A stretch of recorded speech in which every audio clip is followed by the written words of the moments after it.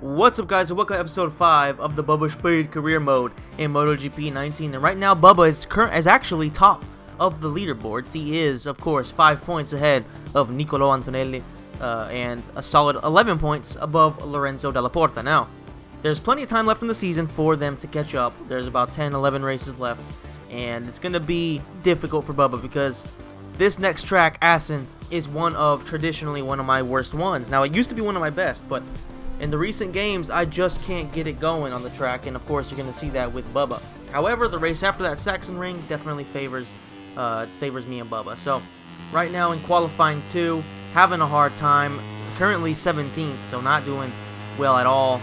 Finish about 0.6 of a second away, and that leaves us in 8th place, so definitely not great. One of the things I think about Assen is that there are a lot of spots that involve a lot of top speed, but there's just a lot of portions of the track, especially early on, where it really is all about cornering, and the way the bike is set up, it's just really, really difficult, because of course, like I said, a lot of it has to be developed as time goes on. So you start off at a pretty severe disadvantage, and if you're using a bike like this, you can't really develop the bike the way you would like to until later on in the season. And if you're not doing all the development tests, which takes hours and hours, then you're really not going to get too much. Like right here, this turn is basically my kryptonite. There's just nothing I've ever been able to do on it. There are 2 tracks that give me a lot of issues with turns like that, and that's this one and Aragon in Spain. I hate those 2. I don't hate Assen. I actually love Assen, but I'm just not good at it, you know what I mean? I used to be really good at it, but now I'm just absolute garbage. This part right here, you can actually get a really, really solid drive. That's how I'm completely fucked it up. But if you do it right, you can get a really good drive and come out of here way faster than the AI. Unfortunately, it didn't do it right there. But kind of just to give you guys how I feel about the track. I feel like there are really, really good parts. Like from this part on, basically from the chicane on, it's actually a really, really good track, right? Like this part right here is one of my favorites to do in all of racing. Like come right here, you have this very fast right turn. Alright, well, there didn't do too well. Come into it a little bit off. But right here, you pretty much don't have to hit the brakes. You just let off a little bit. You know, I usually don't even do that. There, you let off for sure. You come around here. If you come out fast enough, you can pull out wide, and then you cut into the final chicane, which it's just a really, really fun sector of a track to do. It makes things really interesting because honestly, like if you get it right there, then you can do a hell of a fucking lap, and you can actually get past a lot of people. But if you do it wrong, then you're going to be flying wide. You're going to be cutting through the track, and they're going to give you a pretty sizable penalty. This part right here, though, is not my favorite. Like that part's okay, but once you get here, it's actually really, really difficult. And it's probably just me not being that good. But at the same time, I feel like the AI comes out of it perfect. If you watch the way they do it, they turn more or less when I do. Like I turned earlier than them, so it's normal for me to go a bit wider.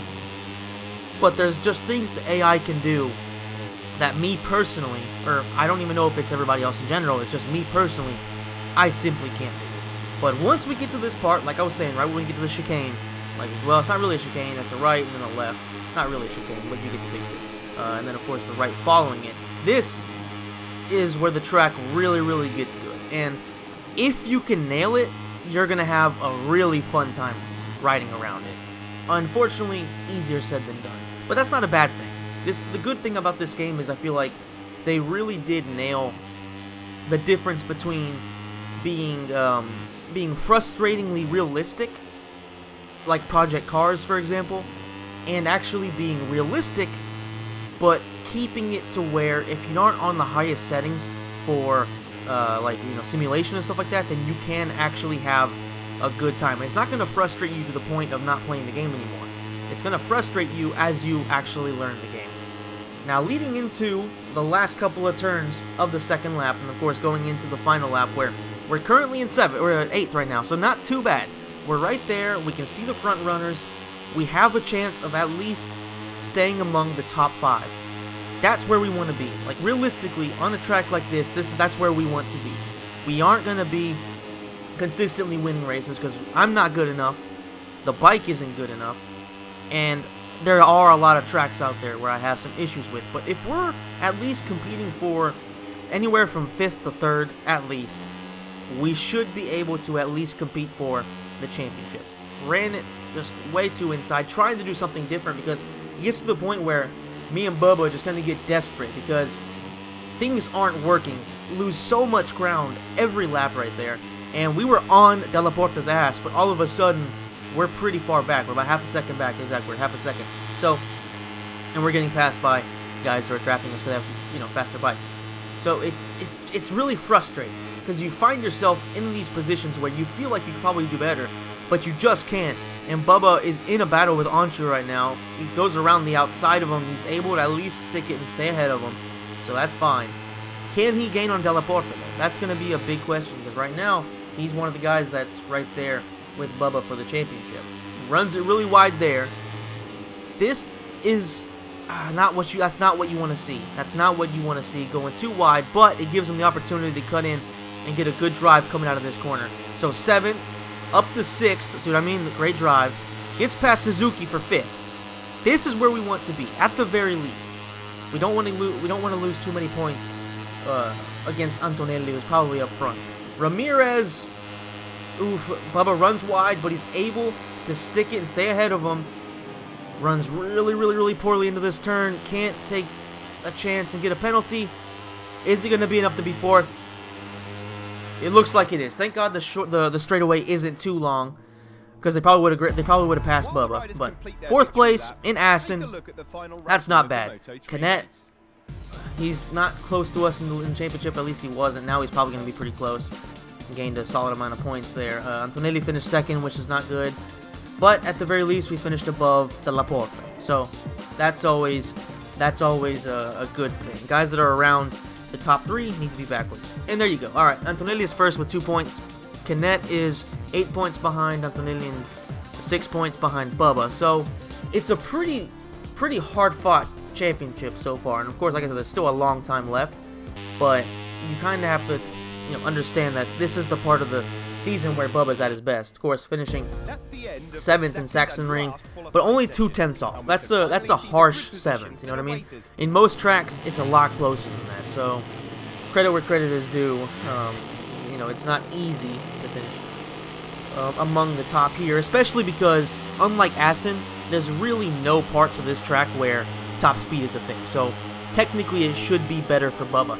However, there's this beginning part right here that you're seeing right now that is just insanely difficult if you have a bike that doesn't really have good cornering.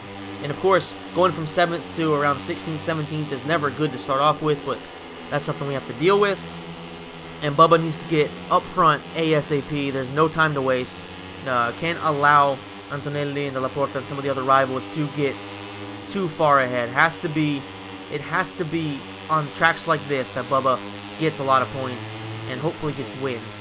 This part I actually really, really, really love of the track, and this is one of my favorite tracks in general. I do have to say, I want to actually give a shout out to my cousin Mike, because I feel like the reason that I'm good at this track and the reason that I know it so well is because this was actually his favorite track in MotoGP 2. I'm talking about like 2002. Well, this was before I moved to Italy in 2005, and I'm talking about way before we moved here. I remember me and him on like birthday parties, something like that, we would just sit and play MotoGP 2 for hours, and we would almost always do Sachsenring. That was his favorite track. I'm pretty sure it's probably to this day his favorite track. And the amount of experience and track time I have, of course, it's very different. MotoGP 2 and all the other MotoGPs are very different from this one, or at least from the recent ones. So it, of course, isn't quite the same thing. But I know the track pretty much like the back of my hand, and, wait, what? Oh, sorry. Found something new in my hand, so that's a really played out joke. Sorry about that, guys. But I know this track very well, and a lot of it is due to him. So shout out to Mike. Hopefully Bubba can at least get the W here. Antonelli right now is currently 3rd. Della Porta is 2nd, and I would guess Canet is 1st because Canet's 5th. I wonder who's in 1st. Then it might be Mazia or something like that. All these guys. Nope, Mazia's 7th. Regardless, this part, if you don't get it right, then you're gonna go flying wide. Like Bubba did a good job of saving right there. He was starting to drift a little bit wide. But if you can get a good drive out of this corner right here, you're going to really set yourself up to really make a lot of ground coming into this left hand, and then the left hand that follows it. Right here, they slow down a lot. If you can drive it wide and push forward, you're going to get a solid drive going on the inside of somebody, and then you can push in again. Have to watch out. They're going to cut it in very short. I like to take it a little bit wider because you can get more acceleration out of it. And then pushing down this hill is where a lot of ground has to be made. But if you get this corner wrong, you're going to go flying in the dirt, or you're just not going to have enough speed carrying out of the turn. So Bubba didn't do a great job there. Right here, you can dive around the inside. It's risky because you do run the risk of running out in the dirt. But if you can do it right, you're gonna be set up really well. Now, take into consideration, as you can see, the straightaway right here is very short. So, or at least up until the finish line. So Bubba does have the chance to not have to worry too much about being far ahead come the finish line. But right now, third place, it would be an acceptable finish, I would say. You know, Migno, or aka Mino, isn't too far. I don't think he's like anywhere near the top of the championship. So if he wins, no big deal. Della Porta finished 8th in the last race, so he lost a lot of points, so no big deal. The important thing is finishing above Antonelli and Canet. That's where we need to be kind of focusing right now. But a win is absolutely on the cards, especially if Bubba can do a solid job with this last lap. Only problem is that rear tire is getting towards halfway, which means you're going to have some problems. Might want to start using hards on the rear too, just to make things a little bit easier. You sacrifice a little bit in the first lap, but in the long run, it probably is a bit better. So Bubba does a great job around this part of the track, right? Going down the hill. There we go, down the hill. Gets a great drive out of the corner, and if you can see on the bottom, there's a nice little gap, and it's about 0.6 of a second, almost 7. If Bubba can do a solid job right here, but he runs really wide, he's going to leave an opportunity in for Della Porta and Migno to get close. Has to just nail this last turn, and he's done it a million times. There's no reason to think he's going to blow it, but he blows it. Fuck, goes really wide. Goes really wide. Can he cut in? No, he loses. Della Porta's going to win. Migno second, and it looks like Antonelli may have finished third too. Ah, the disaster. Okay, it was Canet, not Antonelli. At least there's that, but that is the biggest choke I think that me or Bubba, because of course, shocker, Bubba's me, has had in I don't know how long in any video game. It's just an absolute disaster. Just terrible, terrible, terrible result right there. Going from first to fourth due to a mistake. That can really cost us a lot in terms of the championship. It's still a long way to go, still plenty of time, but we're getting into the part of the season where there's a lot of tracks that me and Bubba don't personally like. So hopefully you guys enjoyed the video. If you did, please smash the like button, subscribe to the channel, hit the notification bell, and let me know in the comments what you think of Bubba and how fucking retarded I am for making that mistake. So thanks you guys so much for watching, and I'll see you in the next video.